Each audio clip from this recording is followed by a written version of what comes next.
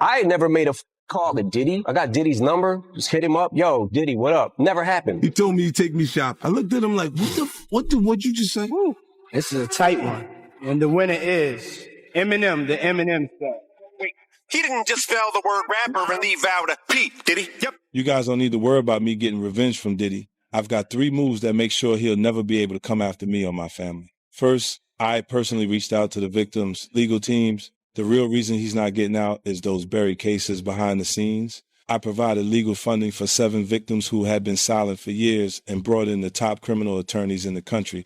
Second, I bought up every potential post-release business deal he had lined up. I planned this 2 years in advance, so by the time he got sentenced and still had hope of getting out, every partner had already cut ties with him. Third, I don't just have evidence, I've got backups. This is an entire minefield that's been buried for 20 years. I uncovered every secret from the last 30 years. With testimonies from the victims, we interviewed over a dozen people he tricked, threatened, or violated. You think that's harsh? No, he destroyed other people's lives for decades. I'm just making sure he spends a few extra years in prison for it. I'm not afraid of his people, not afraid of his threats. I know he's still in there fantasizing about a comeback, but the truth is, he's never coming back.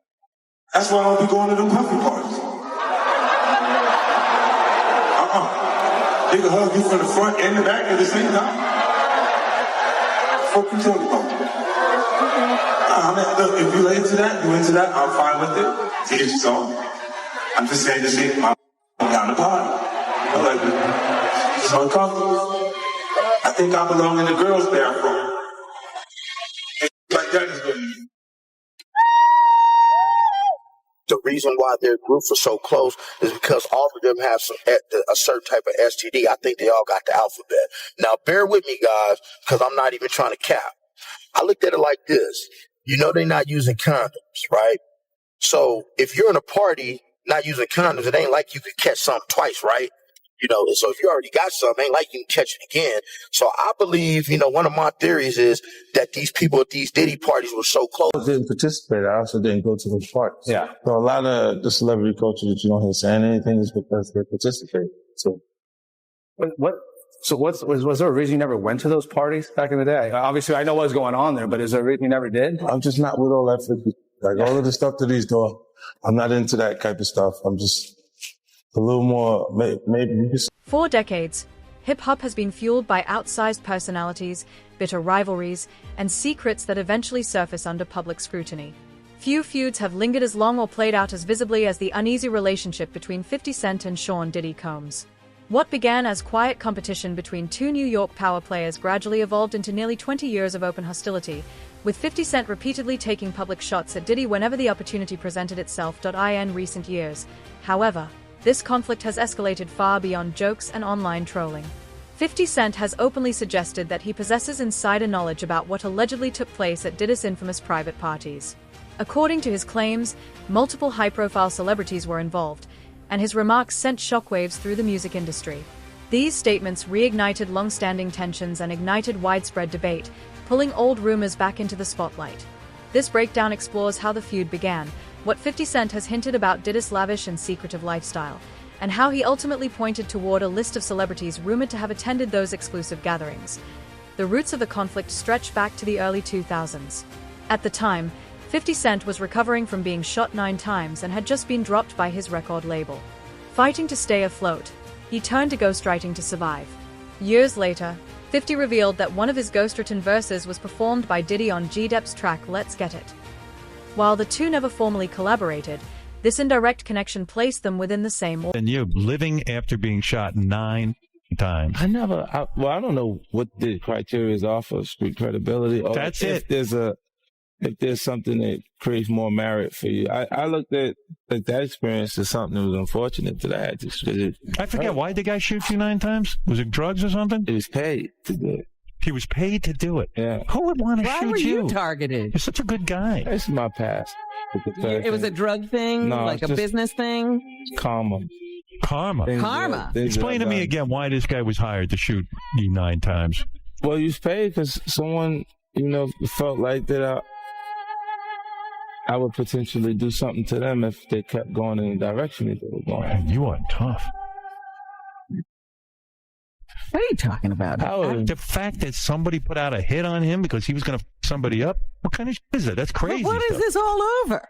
I don't know. It's difficult to explain, Robin, because you're not actually in the environment or involved in this. Just You can explain it to me. Explain it. We'll see if we can follow it. Nah, man, it's just, What happened? What had you? it's so tough. You were pissed off at someone and you were going after them. What were you pissed off about? Nah, we was just having differences. Oh, like over what? A woman? Nah, No just way. going back and forth. Like a guy got robbed in the actual neighborhood. And he accused you of robbing. Nah, he just seen me communicating with someone who actually robbed him. And he misinterpreted the conversation because he seen me laughing and us talking, but he didn't know I grew up with the guy. You're talking to a guy who you don't even know up this other guy. Yeah. And now all of a sudden they think you're in cahoots with this guy. Yeah, because you see you laughing and talking, they figure you laughing and talking about them. Pain-wise, how bad is it to get shot in the face? Like, I mean... Probably... I don't know how to describe that outside of... Is it a 10 on the pain scale? It's not really like... Because it's not as painful as having to visit the dentist repeatedly for root canal. Really? Do you think you're dead at that point when you take 9 bullets? Do you go, oh, this is it, I'm checking out? Well, you know, it's a life-threatening situation. It's just not... I've seen people going to the hospital under circumstances that were way less intense and not come out. Yeah, it's a miracle you lived. Did you think you were like Jesus had like saved you or something? Like, did you have a Where religious? were all these bullets? Oh, yeah, you have those moments where you get a little closer connection to your higher power because you kind of don't have an answer. But where were all these bullets? Because if you're shot 9 times and you live, it probably didn't hit anything important. Meanwhile, how lame is this guy who shot you? Everything's important, Robin. Everything's important. But 50, how lame is this? Shoot you in one of your unimportant areas, Robin. Yeah, right. What's an unimportant area? In 2002, 50 Cent was rapidly establishing himself as one of hip-hop's most fearless and unfiltered voices, never shying away from confrontation or controversy. During his rise, Diddy became one of his most frequent targets, but this wasn't fueled by simple rivalry or industry competition. Beneath 50's words was a deep and growing sense of distrust. Instead of avoiding the tension, 50 Cent leaned into it. He used interviews, Instagram posts, and even his own television platforms to openly mock and criticize Diddy. While some of his comments appeared playful on the surface, many carried far more serious undertones. He questioned Diddy's behavior, challenged his carefully crafted public image, and repeatedly pointed out what he viewed as glaring contradictions between the persona Diddy projected to the world and the individual 50 believed operated behind closed doors. What you mean? The laws are the way they are because because of the priests. The priests touching little boys. Yeah. Oh, why are we looking at me, bro? I just go to church. I just go to church, right? Nothing to do with this. I have an alibi. That's why the laws allow you to go that far back. Turn away from you right there. I'm just a Catholic kid. Go on. You've been dead on No. What's the body of Christ taste like? It's sacrilegious. You can't do that. He's like, yo, drink my blood. Yo. So it is crazy when after 20 years they come out. That is foul. But with Puffy, you were the only one saying anything for decades. Yeah, because we had our own little thing. But you were the only. Everybody else was scared. Huh? But everybody else was scared. So you think maybe this is a similar thing where everybody else is scared? I don't know what it is. I'm just asking. I think they're scared. But if they're scared, then that's what I'm thinking. Insinuating Jay-Z a little bit. Yeah. Like you've been saying people gonna come for him a little bit. No, I thought he would do funky stuff like the Super Bowl. Like it was not okay for me to be at the Super Bowl. Oh, he tried to cut that. Yeah, he didn't want me to. Well, they worked to make like there was an issue with me in the NFL that doesn't exist. Mm. So he did the corporate way of trying to keep you down. Oh, it's not me, it's them. It's them. And then when M says he's not gonna do it if I'm not there, then let's go. Yeah. You know, that's what's your and Jay's issue? It's just competitive stuff. It's really just competitive. This is what I'm saying. When it gets past actual art, like actual music, and you're trying to block something that's in business, then it feels weird. It feels like we should be having beef. Oh, okay. So that's the behind the scenes thing that we don't see. It's one thing when there's like people talking about each other in music, but there's behind the scenes business deals that a guy is getting involved with on the side. And it's not like you're going to go public and be like, they tried to stop my vitamin water. This deal. And you go, He said that to you? Like, Oh, wow. Like, they'll speak to your temperament. Like, say, you know, if 50 is a little crazy, he'll say anything. You see what saying anything did to Kanye. Revealed plans for a full documentary series centered on his long-running conflict with Diddy and the expanding list of allegations surrounding him. This was not another attention-seeking moment or social media stunt. Instead, it was a carefully structured project aimed at exposing what 50 Cent claimed was the hidden reality behind one of the most powerful figures in the music industry. Other big headlines. Starting with a bombshell announcement amid the mounting lawsuits against Sean Diddy Combs, Houston rapper 50 Cent announced yesterday that he's the executive producer of a docu-series about the assault and allegations against Combs. The series will also discuss trafficking and racketeering charges Combs is facing. The series is expected to make a premiere on Netflix, but a date has not yet been set. So you have something huge coming up, which is a documentary about P. Diddy, Puff Daddy, P. Diddy. Yeah. Did he do it, right? Yeah. I know you've been heavy on social media talking about it. He did it. And I'm the only one who's been vocal about this long before it actually. Oh, you've been saying this for a long time now. And then no one was, they're just, why is he saying this? And now it's coming out like crazy. But I also didn't participate. I also didn't go to those parties. Yeah. So a lot of the celebrity culture that you don't hear saying anything is because they participated. So was there a reason you never went to those parties back in the day? Obviously, I know what's going on there, but is there a reason you never did? I'm just not with all that freaky. Like all of the stuff that he's doing, I'm not into that type of stuff. I'm just a little more, maybe you could say basic or normal. You go to the 90s, the PPD said they paid him to kill Tupac. Yeah. So look, like, you get the craziest accusations. You had TMZ created a docu-series. They went to Tubi, but the series is saying the downfall of Diddy. You're one of the first persons in entertainment to really call out people and kind of have that authority in that to be able to call people out. I mean, which is, it's pretty amazing. You're kind of, in some ways, draining the swamp of Hollywood. Yeah, I don't have a support system. I don't have a support system of peer group of artists that I require to do what I'm doing. I've had to be on my own from the beginning.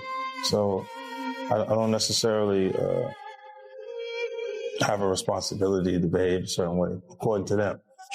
And look, if I didn't have an award-winning director doing it, if I hadn't put the right people in place to produce it properly, I would understand why they would question or doubt anything. Let me ask you this. Do you think she knew what he was doing? I believe she knew he was doing the freak-offs. But do I believe she knew he was allocating different monies to different places and which way it was going, which offshore accounts, which Swiss banks accounts, and all that shit was going in? Nah. I think she just was enjoying the fruits of the labor. But why you believe she knew about the freak-offs? Because one of the witnesses said she was there. And then you remember this, bro? Check it out. People tell off on themselves so much, man, and I don't understand when people don't catch it.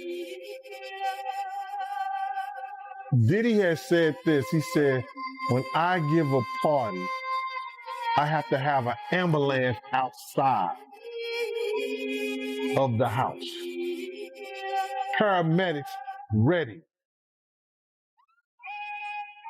That people have to take IVs. Remember the time that him and his mama kissed each other on the lips? Yeah, I remember that video. Do you remember that both of them was getting an IV at the same time? Yeah, I did know this video. That's from the Diddy freak-off party. And I'm going to say allegedly. So let me ask you this. You knowing her in that thing, you knowing her personally, is she the kind of person that, will be a part of a freak-off ring? I think that she liked to party, and she party with young people. She's always been like that. But to get back to this lawsuit, right, Lil Rod, he also alleges that, Diddy, he would grope his genitals and he would grope his anus.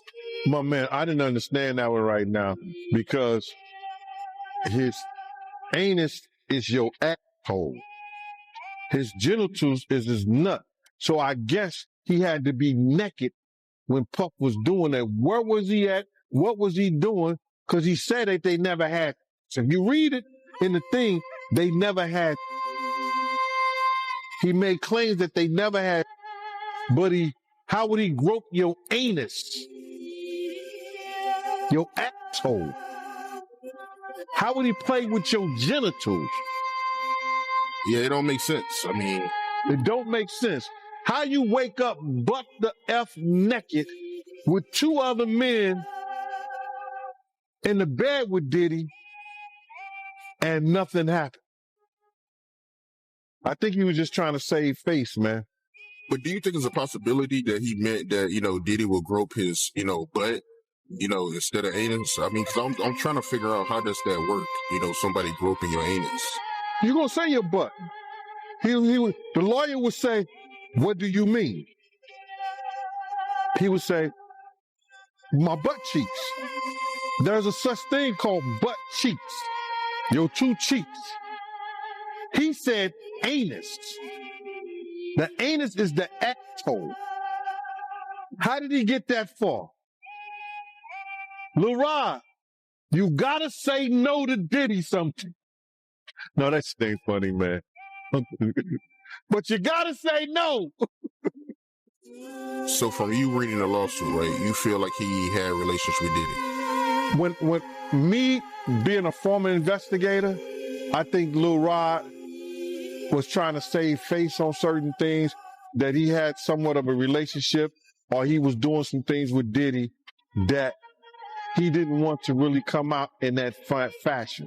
Because there's no way that he gonna wake up and his anus is hurting and his genitals is all over the place and he's in the bed after being drunk or drugged and saying nothing happened. And you think that Diddy gonna be in the bed with 3 other men and nothing happened? It doesn't sound logical. If we're reading and believing what he said in those papers. If you woke up in bed and you was drunk or intoxicated on ecstasy, on whatever drugs that they put in there, roofied you or whatever, and you not feeling right, something is wrong. Wouldn't you say? Something is wrong. He didn't say, we woke up with all my clothes. He said, we woke up. For now, the situation remains unresolved. Still, 50 Cent continues to insist that a list exists and that it will eventually be exposed. When Diddy's trial concluded, he was cleared of the most serious charges, including racketeering and trafficking. However, he was found guilty of transporting women for prostitution. That verdict alone confirmed that at least some of the long-circulating rumors about his private life were grounded in reality. For 50 Cent, this outcome marked a pivotal moment. Rather than simply mocking Diddy over the court's decision, he framed the verdict as validation of what he had been implying for years. In his view, it was evidence that Diddy's carefully constructed image masked a lifestyle built on exploitation and deception. The ruling, he argued, didn't close the story.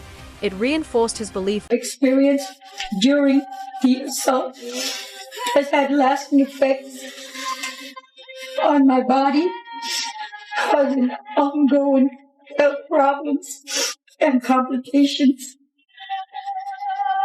The combination of physical and emotional pain has created a cycle of suffering from which it is so hard to break free.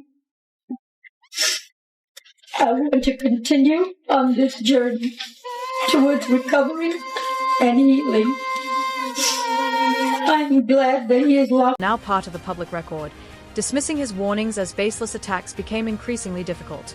Each new development made his claims appear more credible, and in hip-hop, credibility is everything. T's important to understand that 50's approach has never been random trolling. Every move is calculated. By tying Diddy's legal troubles to his documentary project, he ensures the story doesn't fade once the headlines disappear. Through relentless Instagram posts and pointed public mockery, he keeps the conversation alive. And by repeatedly hinting at a mysterious list of celebrities, he keeps both fans and industry insiders on edge. No one knows if, or when, he'll reveal names. But if anyone is bold enough to do it, most believe it would be 50 Cent. His strategy goes beyond exposing one individual. It's about controlling the narrative and forcing an industry to confront truths. Where's Hype? What's his last film project? Belly? Yeah, DMX was a star in that. Facts. Facts. Jab, my question to you is, and again, we're just talking the psychology of a man. What if the entertainment industry is nothing but a cover for a worldwide ring? You mentioned who's on tapes and who got tapes out. Yeah. The purpose of having a recorded freak off. Yeah. What does that do for the male? What does that do for the female? Like, some females are cool with it. What is the thought behind that as far as, let's record this session and either rewatch, keep it for sale? Is it evidence? Is it just, like, what is the mentality behind having if you can the own visual memory? Their vulnerability, if you can own that, you have the ability to control and manipulate that person. See, guys start off by saying, "Ooh, man, I don't want to watch porn. I just want to watch us." See, that's the line. That's the line. Wouldn't you rather me be watching us than watching a bunch of other?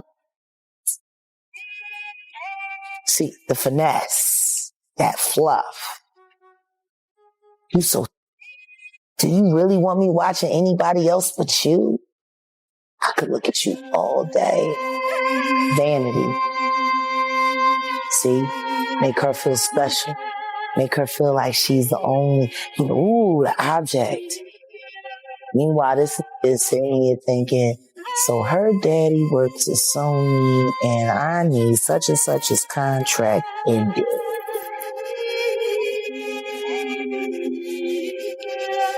Does it also work this way for men? Absolutely. And it's worse for the men. Women are used to being the victims of, not men. No man walks in thinking that another man is looking at him like a lollipop. Not a straight man. You are only hip to the that you hip to. You know what I mean? Which is why you hear so many people say they went to Diddy parties and they felt like something was off and decided to leave, or they got invited to another room and they decided to go because they felt like it wasn't right, or whatever the case may be. He's literally walking in there not thinking.